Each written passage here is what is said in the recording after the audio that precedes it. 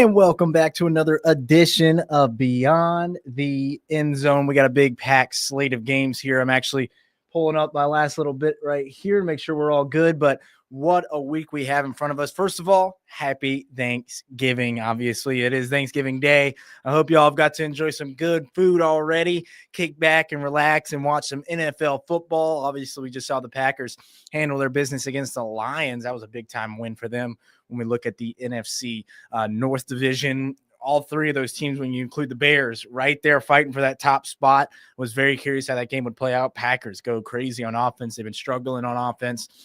They kind of, hit a reset and go all crazy today. Jordan Love had been struggling, but looked great. Had 4 passing touchdowns. Impressive day for the Packers. They get the win in that one. Obviously, we still got a bunch of games in front of us, including today as well as we get into tomorrow and Saturday and Sunday. But we got a packed slate, so let's get right into it. We got a lot to talk about. Obviously, we're at North and South State Championships in high school football. Unbelievable games we have in front of us, and we'll preview our game of the week. This week, we got 2 of our local teams facing off in the North State 6A Championship. So we'll break down that Ridgeland versus Warren Central game in just a second. But also, we're going to talk about Lane Kiffin and the latest we know in that situation. Obviously, it's been pretty quiet since the announcement was made about the announcement that's going to be made on Saturday. We'll kind of talk about what we've seen in reports so far, since then as we progress into that big day on Saturday. But of course, there is a game that has to be played tomorrow in the Egg Bowl. We'll break down that matchup as well as Southern Miss's matchup against Troy, which the winner, whoever wins that game, will play in the Sun Belt Championship. Whoever wins the Sun Belt West title. So massive game. We'll kind of break that one down as well. And then we'll get into my college football, while also talk about Jackson State securing a spot in yet another SWAC championship. But also we'll break down my college football bracket for week 14. My prediction. This is a prediction that's for the end of the year, not how they do it right now, where you got the teams where they should be in the current rankings. No, this is a prediction for the actual playoff. We'll break that down and show y'all what that looks like in a sec. We'll talk about our New Orleans Saints, who are trying to get back in the win column this week against Miami Dolphins. Tough matchup against that running game for the Dolphins. We'll break down that matchup. And then we'll get to our game picks, as always, to finish off the show. But let's get right into it. I want to kind of talk about the Lane Kiffin situation first, just because, that is the top of news. Let's be honest. That is the news of the day. So let's get right into, or the week really, here in this time of the season. It's kind of sad to hear more about Lane than the actual team. He has, combated that and talked about how especially for the presser for this week, did not answer any questions about his future. Only wanted to focus on this team, as it should be. This team is, 1 win away from guaranteeing themselves a spot in the playoff, as well as a home playoff game, which is absolutely would be amazing for Oxford. But let's get right into it. We're going to bring you the latest on the developing situation for Kiffin's future.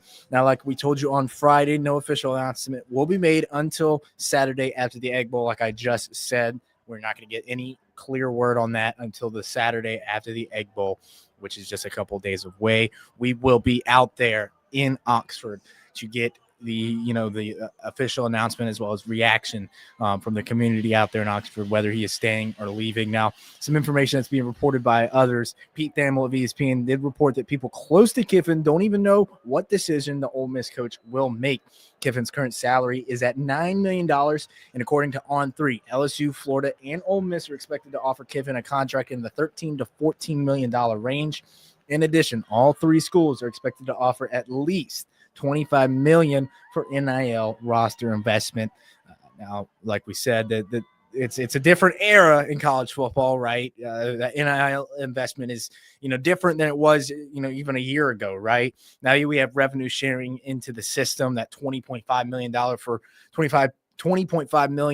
for all college athletics, and athletic directors pretty much have to distribute that money to whichever sports they want to invest in more heavily, right? So that's in place now. The NIL is these, deals that the players can get off of the field. When we talk about name, image, and likeness, there's a whole new system in place where they have to get their NIL approved now by, I believe, a committee with the college, with NCAA. So there's a lot more strict when it comes to the NIL. That's not the money that the school is forking out, right, for these players. So the NIL is that investment into the players when it comes to the off the field stuff instead of the revenue sharing that is now in place. But that was the latest that we have. Obviously, like I said, Saturday is the day we will find out if Lane Kiffin is staying or going. We will be out there to bring you the latest on that developing situation. But of course, the Egg Bowl is what everyone cares about. So we just want to let you know we will also be out there tomorrow to bring you coverage from the game as well as post game for both of your squads right here in the great state of Mississippi. All right. We'll get into that Egg Bowl breakdown in just a sec. But first, we did want to talk about – actually, I did want to run some sound. Excuse me. I'm getting a little ahead of myself here. I did want to run some interesting sound from Lane Kiffin because this one – was interesting, right? When he was talking about the distractions surrounding him and surrounding his team and how his team is, able to kind of just block out that noise. I just thought it was a really interesting answer. Really wanted to include it in today's Beyond the End Zone. So this is what Kiffin had to say, kind of on a question surrounding the distraction. The question is also included in this sound. So take a listen to this. How have you seen kind of the team respond to all the noise surrounding you? Yeah, I think they've done an amazing job. They were here at 8:30 last night and back this morning for practice. And I've said it before.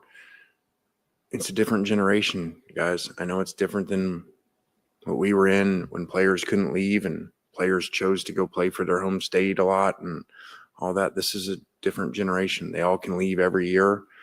A lot of that is financially based. And so they don't think the traditional way that years ago about their coach and what's going to go on with him next year. That's not how they think anymore. And so that makes it a lot easier not to listen to noise, because as a fan, that noise is really loud because it's your team and it's your team for a long time. These kids don't think that way. It just it's a product of the system. And, I kind of agree with him. I don't want to get too much into the speculation side of this. We don't know what the decision is, if it's been made. I don't even want to get into that side of it. But the biggest thing for me, I know a lot of people are attacking Lane Kiffin on this situation, make a decision. We've seen these coaches sign an extension if they wanted to stay. Why haven't you done it? I really do think that this is, and I'm going to sound kind of like a parrot here when it comes to what Nick Saban had to say on College Game Day last week, but this is not a Lane Kiffin problem. This is a college football problem. This is an NCAA problem. I'm not gonna get on too big of a tangent because we've got a lot to get through still. But if we're gonna treat this like a professional sport, college football, the players are getting played. Let's have a professional schedule. Let's treat the whole thing like a professional sport and not have this calendar that is forcing. First of all, teams have to fire their coach 5 games into a season so they can start their search. But also, when you have these coaches like Lane Kiffin to have opportunities on the table, whether he actually wants to leave or whether he wants to go, he shouldn't have to be forced into making a decision in the middle of a season where his team is going to be in the playoff. That is not a Lane Kiffin problem. You think about the gauntlet of a schedule they have just gone through. They've gone through pretty much their entire SEC schedule now, obviously with the Egg Bowl left, but that was a stretch of games where, in my opinion, they hadn't had a bye since the LSU game. That's a long time. And if you remember, that's, after that is when the conversation really started around Lane Kiffin, when we started to see these coaches get fired, right? It wasn't at the beginning of the year when Lane Kiffin was getting touted for these jobs. It's when the openings came, right?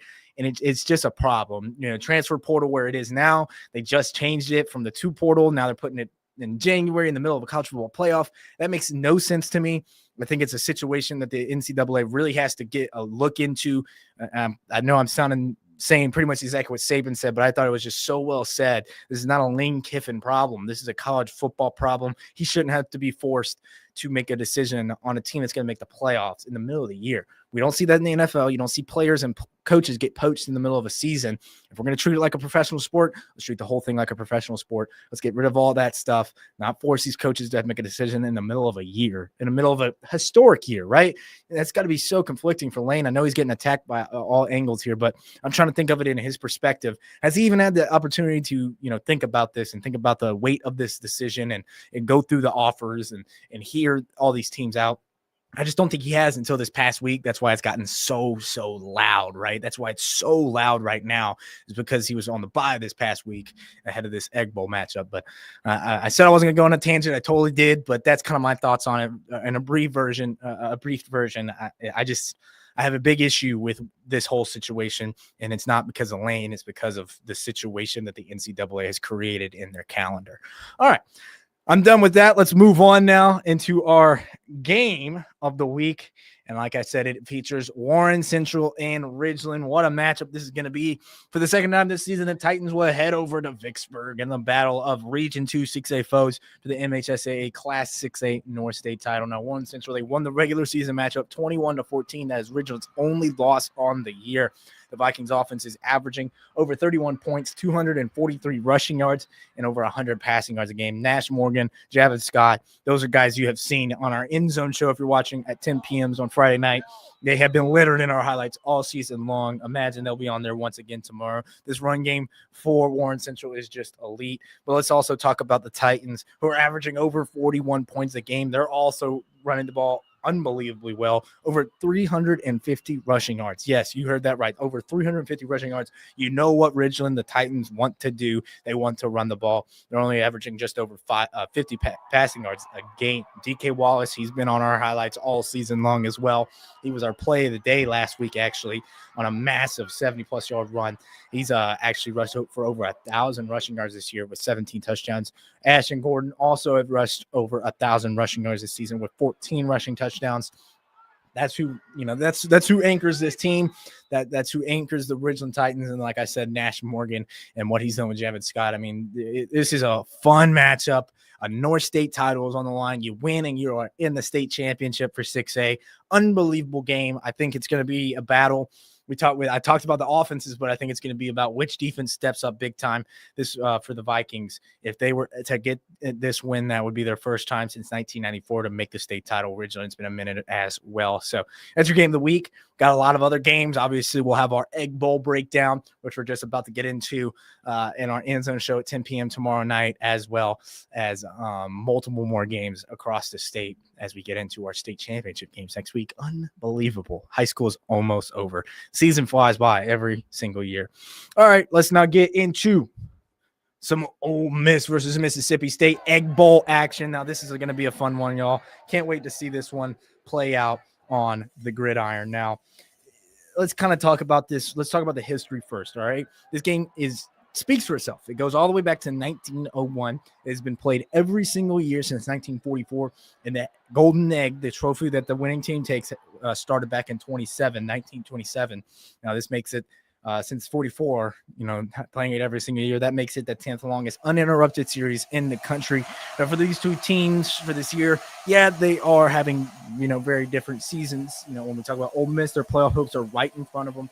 To make it simple, like I said earlier, you win and you are in. The committee cannot leave you out, no matter what happens with Kiffin in his future. But for Mississippi State, yeah, they want to play spoiler here and get Ole Miss and really derail their season, but they're also playing for bowl eligibility, something they have not done since 2022. So there's much more on the line than just that golden egg. That would be such a big win for Jeff Lebby if they were able to pull it off. Now, even though, like I said, these two teams are playing for different things, that doesn't really matter when you face a rival. Rivalries, this one, but most of them also. Records don't matter, and you see it all the time in scores. And I used to even say it when they're talking about common opponents in the SEC formula about win-loss percentages and who they pair you with, because they take in that with the common opponent of your matchup they're not going to mess with, like the Egg Bowl, and then work the numbers around that. And I said, you really shouldn't take that into account because the records don't matter in rivalries. We've got a bunch of staff members that played here and that played inside this game and understand what it's about. So I think the more you can talk about that part of it and guys that have come before, and I think it's great for our entire football team to, again, understand the urgency, what's at stake. And you see the guys that are from our state that have played in this game. Man, there's great pride in how we go do what we do on Friday morning. Big time game, but now let's move on to the Southern Miss Golden Eagles. Like I said, we got to cram the rest of this in here. And it comes down to one final game for the Southern Miss Golden Eagles. I am alum there, obviously. So I've got a feeling about this game now. Like I said, it comes down to one final game. Southern Miss faces off against Troy this weekend, and whoever wins takes the Sun Belt West title and punches their ticket to the Sun Belt Championship for Southern Miss. What a feat that would be for them to win this game after last season, and just the struggle they have had to win games in the Sun Belt in football since they joined the conference, and this is their opportunity to do just that. They're coming off of 2 losses, though, so they're going to want to get that bad taste of their mouth before they most likely play James Madison in the conference championship. Not most likely. That's who they would play if they were to make it there. Now, for Southern Miss, the conference championship, that was one of their goals to start this season. Charles Huff, he won it there with Marshall last season. He wanted to go back-to-back. Now, for head coach Charles Huff, he's just grateful to be able to be playing meaningful football in Hattiesburg in November. I'm really excited about the opportunity coming up this weekend. Obviously, playing meaningful football here in Hattiesburg in November against a really good opponent. Thanksgiving weekend, our guys are fired up. We know we have a huge challenge in front of us. Coach Parker has done a phenomenal job with his guys this season. They're playing at a really high level. Seems like we're starting to get these teams that are starting to get their groove. They're getting their quarterback back. He's played now in 2.5 games, or he's kind of, gotten back in some flow of the routine, which is going to help their offense. And defensively, they've been stout all year. So it's going to be a challenge, but couldn't be more excited about the opportunity that we have coming up. No kidding. What an awesome opportunity for the Golden Eagles to, just what a flip in a season. Obviously, that just shows how important the transfer portal truly is for schools like Southern Miss, bringing in so many of these Marshall guys that won a championship last year. What a feat that would be for the Golden Eagles if they were able to pull that off. We will have highlights and coverage on Saturday of that game, and the determiner of who will make the Sun Belt Championship. All right, let's now move on. I'm actually looking at some of these comments. Yes, we will have the Mize Bulldogs in our coverage for the Endzone. We will have them in our show this week. We have one of our sister stations going out there to get it. I saw that comment. I wanted to let you know that they will be in our show tomorrow night for the Endzone after at 10 p.m. All right, let's keep this thing rolling though. Into my let's talk about it. Here we go. My bracket for college football right now. Wanted to show you all this. Now, if you tuned in last week, there's not a lot of movement here. I'm going to break it down real quick and kind of my thoughts on it and where we stand right now. So I have Indiana at number 1. The reason being is I do believe they are going to beat Ohio State in the Big Ten championship and claim that number 1 seed. I think whoever wins that game will be the number 1 seed in the college football playoff. A&M, you see them there. I got them, handling business once again. It looks like we're going to see, obviously, we got a big matchup against Bama and Auburn, the Iron Bowl, but I think Bama will win, get into the championship. And I do think A&M will be the team to kind of, handle their business and they got another tough one against Texas this week. I think they're going to handle business there. We'll get into those in just game picks, but I got A&M right there at number 2. Ohio State got them at 3. They get dropped a little bit, but nothing crazy after losing to Indiana in a great game in the Big Ten championship. Georgia in just a perfect spot right now. Looks like they're going to miss on the SEC championship, but that doesn't hurt them, right? Another chance to lose, right? But so they're in a perfect spot right now. I think they're going to stay at that 4 spot, kind of like the college football committee's got them at right now. Then we have Texas Tech. Handle your business. You beat BYU in the conference championship, Big 12 conference championship. You are in to that 5 seed. Could see some movement at 5 and 4. Possible if Texas Tech just dominates their conference championship. That is a possibility, but that's kind of interchangeable for right now. Because I also think that BYU game, it could be really good this time. All right, now at number 6, I did not move Ole Miss down. I don't think it's right to be able to move a team that was on a bye and another team as Oregon. They got a great win against USC. I don't think you could do that, though. Ole Miss was not playing last week. Now, is that the committee starting to put some things out there about the Lane Kiffin situation? I don't know. I think it was simply Oregon getting a better win, a great win. But I'm not dropping them just because they're on bye. Then you see at 7, Oregon. They're right there. They're starting to find their stride. Dante Moore is an unbelievable quarterback. Love what I'm seeing from this guy. He has been so special. Recently, especially, tough loss there in the beginning of the year, but I really like Oregon right now. Then we got Oklahoma, Alabama. As you can see, I do have Alabama above Notre Dame. My reasoning is Alabama has better wins. The committee seems to like good losses more than good wins. I like good wins. You're supposed to win. Alabama has an unbelievable amount of good, and great wins. And their gauntlet they have just gone through before that Oklahoma loss. I mean, it was the toughest stretch in all of college football. They should be rewarded for that. That Oklahoma game was interesting to me. It's like if you get through that, then you get through that whole entire slate of tough games.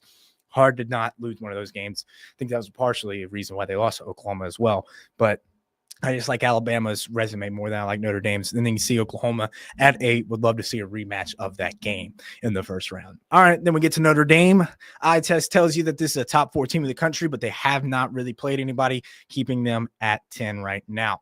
All right, and then we get to SMU at 11. I know we have Miami here for the college football committee's bracket, but Miami has to have a lot of help to get into the ACC championship to begin with. You know, I don't even know that it's possible. I don't want to say it's not possible. I went through the scenario. It is possible, but I just don't see it. I just don't see certain teams losing to these, when you look at Pitt plays Miami, that's not an easy game for Miami to even win. They got to win that to even have a shot. And then you have SMU above them. Virginia is number 1, and they play Virginia Tech, and Virginia Tech hasn't really done much this year. Rivalry game, though, so you never know. But I don't even see them making the championship. I think SMU is going to make it, and I think they're going to get right back into this playoff if how it's determined in the brackets and stuff. So, and yeah, I agree in the comments here. Carson Beck has not been playing his best ball. Interceptions have been an issue. So, I just don't even see it being possible for them to make it unless they're an at-large team, and it's like, you still have to have your top 5 conference champions in. So who gets the boot? I think they're just going to rank SMU higher. I don't know how it works with the ACC, right?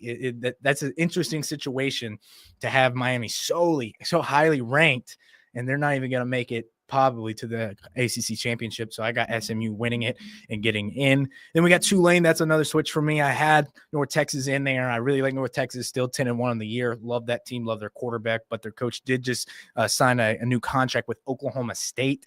I've heard that he's going to coach for the rest of the year. I don't know. We'll see about that. Losing your coach, I think that has an impact. If they play Tulane in that conference championship game, Tulane has a lot to play for. Obviously, John Sumrall is also in conversations to get a new job as well, Tulane's head coach. So interesting situation there. I just like Tulane a little bit more as of right now with the situation of North Texas's coach leaving, as well as Tulane has played better competition this year. They even played Ole Miss this year. So yes, they did play in the regular season. If you're talking about Notre Dame and Miami, and Miami did beat Notre Dame. So it's one of those interesting situations where the committee says they're not in the same tier, but they beat them. So does head-to-head matter, or does recency bias matter? It's tough because if you watch Notre Dame last week, they put up 21 points before their offense touched the field. Now that was against Syracuse, one of the worst teams in the entire country in college football. But the eye test is hard not to deny Notre Dame, but their best win is against a 17th ranked USC. So weird, right? Yeah, it's the whole situation's weird.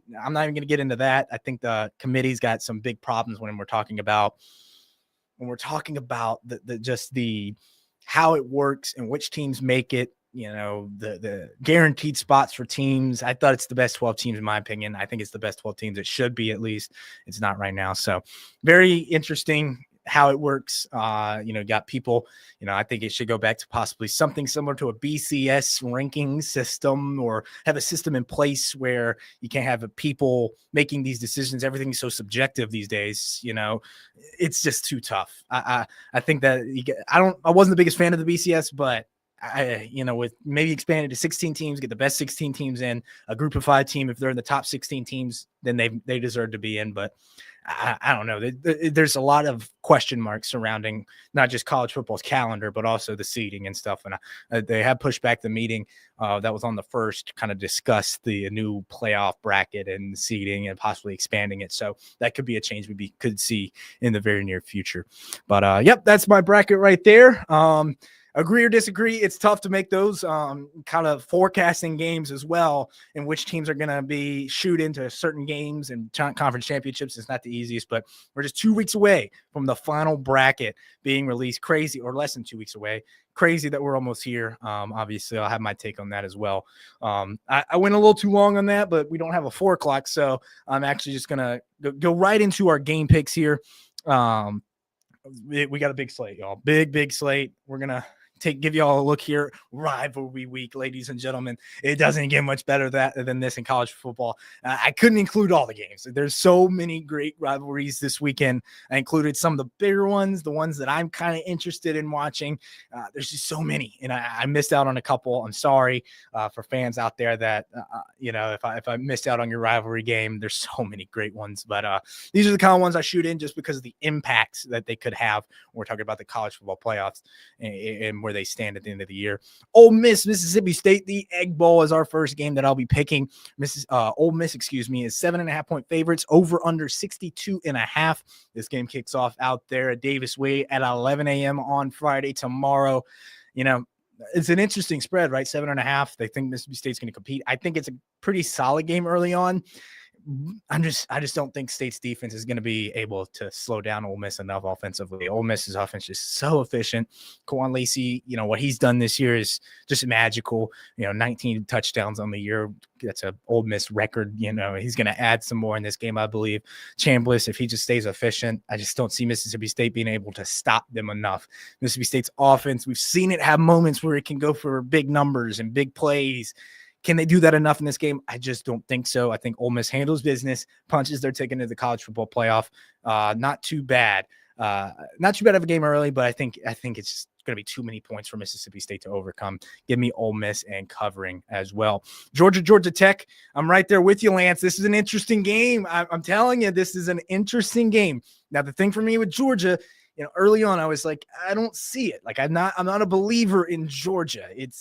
I'm not a believer. Now, recently, I will say they have been playing their best ball of the season. Still, my biggest issue with this team is their pass rush. When you think of Georgia, you think of elite pass rush, unbelievable pass rushers. That's not the case this year. They haven't been able to really get after the quarterback at all really this year. When you look at the SEC rankings and the country's rankings, they're really not doing that, And against Georgia Tech, while they don't really pass the ball that much, they're running the ball. And Georgia's run defense has been pretty solid. So that's the battle I'm looking at here. Does Georgia Tech kind of switch things up here and try to attack the passing game a little bit more against Georgia, since they don't have such big threats on the edge?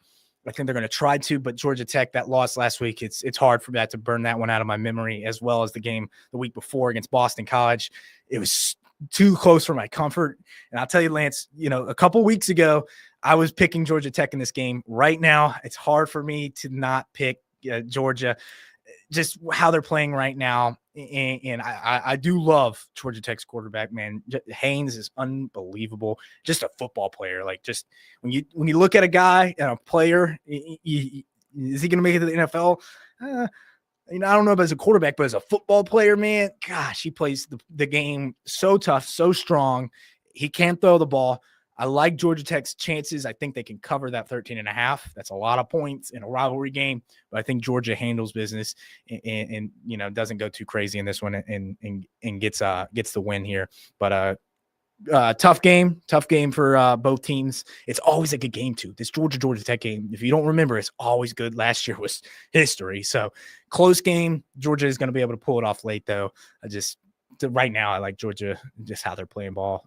Texas A&M, Texas, interesting game as well. A&M, what they did against Missouri was literally, I still can't even wrap my mind around that one. Texas, obviously, tough start to the year. Right now, Arch is playing his best football. Another game I'm keeping my eye on very, very closely. Another tough game to pick here. I really like Texas's chances here. I really, really do. 2.5 point favorites for A&M, 52.5 over under. This game kicks off on Friday at 6:30 p.m.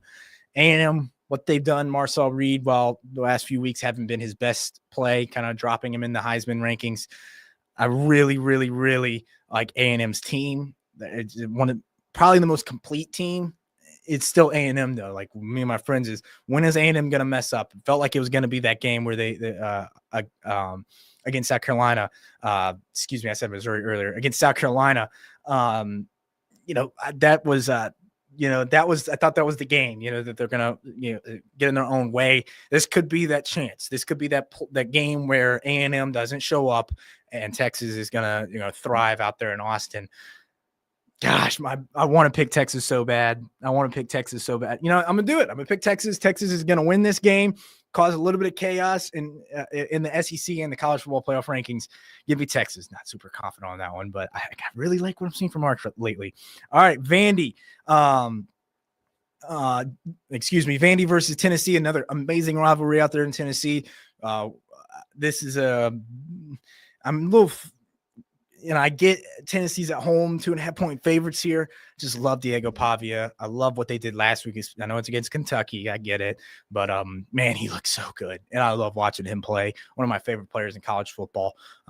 We'll see what he can do in the next level. I don't know if that's going to be, his best years. But, man, he is just he's so easy to root for. Love his mentality, his grit, his moxie. In a big game like this where Vandy's still – lurking, like they're gonna need a lot of help, but still lurking, one of those 9-2 teams. Give me Vandy to pull this one off. Technically an upset when we're looking at the spread. I really like Vandy. I think they're the better team here. Crazy to say about Vandy. Unbelievable that they're in this position at 14. That's still hard for me to wrap my mind around. I think Vandy's gonna pull it off, but that's gonna be an incredible football game. Kind of a litmus test. How good are both of these teams? I think, Vandy's played some real tough ones and competed. So give me Vandy. Not a confident pick again. Jeez, I'm not very confident this week. These rivalry games are so hard to pick. Auburn versus Alabama. Alabama 5.5-point favorites, 46.5 over under. Thinking a little bit of a low scoring game here by the books. I kind of agree. Alabama can't really run the ball. Still a concern for me. If you've been watching this season, that's been my biggest concern with Alabama is their run game. They can't figure it out, which is kind of crazy to say about Alabama team. But Ty Simpson, love him as a player, man. Just love Ty Simpson and his ability, his overall ability. He comes out of high school as a dual threat, but he throws like a pocket passer. His timing is like a pocket passer, but he's able to create like a scrambler, right? Love Ty Simpson. He was my Heisman guy for a while, not anymore, but I think this game, though, out there at Jordan Air at night, Auburn with nothing to lose. Auburn's going to play really, really hard. That's why I think that spread's at 5.5. I got Bama winning, but this is going to be a close, gritty, tough game, low scoring early on. It's going to be low scoring. I think Bama's going to find a couple big scores late, though, to kind of extend that lead and probably cover. Then the game, had to include this one, the game, Ohio State, Michigan. It's been over 2,000 days. Yes, over 2,000 days since Ohio State has beat Michigan. Whew. Is it going to happen again? Ohio State, I get the conversation around them, really hasn't played anybody. I get it, playing Texas week 1. Texas is a much different team at this point in the season. Are we, how would that game fare now? I think it'd be actually an interesting little matchup, but, you can't deny what Ohio State's doing, right? Ohio State is doing what they're supposed to do to these teams that, that are not on their level. They're beating them really badly. Bryce Underwood had his best game for Michigan this past week in their past game. I really like Bryce Underwood. He was an LSU commit before he decommitted, went to Michigan, starting as a freshman. He's grown so much this season. This game is so interesting. 9.5 seems like a lot of points. Another one that I'm not confident in, but I think Ohio State wins. Michigan is going to keep it real close and cover this one. Just tough. These are tough, man. These are real tough. All right, let's move on to our Black Friday and Thanksgiving games now. I'm to a point in this Chiefs game where I know the score. It's too late, so I'm going to jump that one. I didn't want to, I know how it's going right now, so we're not going to include that one. Let's jump to the Bengals and Ravens. Baltimore, 7.5-point favorites, 51.5. Joe Burrow is back for the Bengals. Interesting matchup there. How does he look? I think the Bengals are going to have a little bit of extra juice with him back, as well as Jamar Chase. A little bit more juice on offense. Still, I'm not sold on that defense by any stretch of the imagination now. Baltimore, that was a defense that was playing even worse. I don't know how that was quite possible, but they're playing worse than the Bengals earlier in the season. They've kind of figured things out. The offense really hasn't been finding its groove yet. I think Lamar is going to do enough in this game to get them the win. I really, really like the I really like the Bengals' chances in this game with everybody coming back. I just think that defense, without Trey Hendrickson as well, is a big, big loss. So Baltimore gets the win here, handles their business, and stays atop the AFC North, which is just crazy that they're in that position after how they started this season. I like that, Lance. All right. So he wants to pick the Eagles because they're full of Bama boys. It's also very true. They also got a lot of Georgia guys as well. But Bears, Eagles, Bears, man, what an interesting storyline they've been this season with, Ben Johnson coming over there. Caleb Williams is starting to find his groove and, get himself into the system. How Caleb Williams plays is not a system guy. He's a guy that creates, these special, unbelievable plays that, could create an amazing play, or sometimes those plays cause bad plays, bad results, very fun player to watch when he's doing his thing, man. He's one of the funnest players to watch. I loved him in college, even when he was at Oklahoma, going to USC. Love to see him actually finding his groove in the NFL with Ben Johnson. That Bears defense has been unbelievable. Hate to say the guy's name, Dennis Allen, as a Saints fan, but he has got them boys playing unbelievable defense as the defensive coordinator over there, leading the league in turnovers. Eagles, last week was weird. It's been weird all year. Like, I don't have to explain it. Like, the offense is just has not been it. You get up 21-0 on the Cowboys, then you blow the lead. It's like in the Eagles, though, their defense has been elite besides that second half against the Cowboys. I really like the Eagles this season. I think there's I think it's getting blown a little out of proportion. I feel like they just thrive off of this controversy surrounding this team.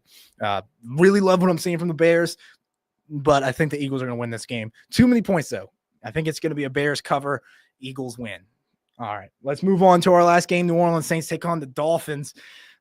This is not a good matchup for our New Orleans Saints. If you understand the Saints on the level that I've been trying to keep up with them this season, this is not a fun matchup. I know those records are pretty similar, but Miami, they're kind of on the up and up a little bit, while the Saints are, coming off of another loss, after they were able to pull off a win against, the Panthers, which was pretty impressive in Tyler Shuck's first career start. But the Dolphins, what do they do great? Well, Devon Achane, if you haven't heard that guy's name, watch his highlights. Their running back is unbelievable from A&M. I mean, he is so fast, so quick, agile. He is, a guy that needs to be start getting into these top 5 running back conversations, in my opinion. Saints have been able to stop the run that well all year. They did pretty good against the Panthers, but I can say I like this. It makes me a little nervous about being able to stop them. So 6 points is a lot, though, for a Dolphins team that hasn't, their defense has been finding its groove, but, trading a couple of those guys in the middle of the year, not the biggest fans of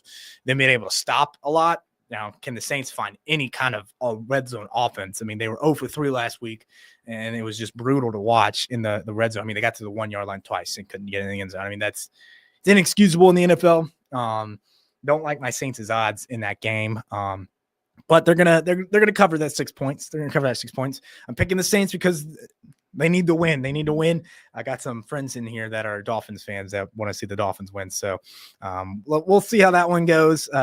I'm a little nervous for that Saints defense being able to stop the Dolphins. They've been kind of humming on offense. So, but that's all. I kind of went on a little tangents, a couple too many, went a little over time. But since we ain't got a 4, I thought I might as well stick around with y'all for a little bit longer. But thank y'all so much for tuning in to another episode of Beyond the End Zone. As always, tune in tomorrow for your End Zone show at 10 p.m. We'll have a full breakdown of the Egg Bowl, as well as our, I believe we have 6 games in high school. So lots of big time matchups, and we'll see who's playing in each state championship game. You'll find that on WLBT.com later tonight or later tomorrow night. And then we'll be up there Saturday to give y'all the latest on the Lane Kiffin situation and whether he's staying or going. But that's all for right now. Thank you for tuning in to another episode of Beyond the End Zone. Happy Thanksgiving, as always. Say what you're thankful for. Spend it with friends and family. This is the greatest time of the year, the holidays. I'm grateful for my family, friends, put me in this position to be able to do what I'm doing right now. I can't say that to them since I'm not there. I know they're watching, so I'm thankful for my family, friends, mom, dad, Nolan, my brother, everybody. Can't say everybody, but yes, that's what I'm thankful for. Thankful for my colleagues as well at WLBT. So don't forget to say what you're thankful for on this happy Thanksgiving. I'm out of here. This has been been Beyond the End Zone with Nathan Lee. Tune in next Thursday for your latest in the sports world. Thank you.